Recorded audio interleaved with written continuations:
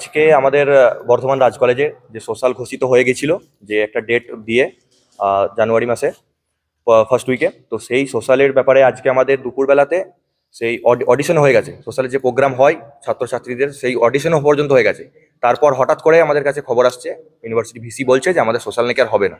তো ঘোষিত প্রোগ্রাম কি করে বন্ধ হয়ে যায় হঠাৎ করে, সেই বিষয়ে আমরা জানতে চাই।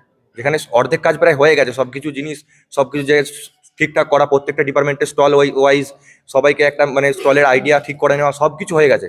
তো সেখানে ঘোষিত প্রোগ্রাম কি করে হঠাৎ করে বন্ধ করে দেওয়া হয় কিছু না জানিয়ে, সেই বিষয়ে আজকে আমরা এখানে জবাব চাইতে এসেছি ইউনিভার্সিটি ভিসির কাছে। কি বললেন উনি? ইউনিভার্সিটি ভিসি এখন কিছু বলেনি, আমাদের ছাত্র প্রতিনিধির ভিতরে গেছে কথা বলতে, তারা এখনো বেরিয়ে আসেনি। তো ওনারা এলে তারপর আমরা জানতে পারবো। বিক্ষোভ চলছে তোমাদের? আমাদের বিক্ষোভ চলছে আর চলতে থাকবে যতক্ষণ না আমরা আমাদের সোশ্যালটা কার্যকর করতে পারছি। প্রথমে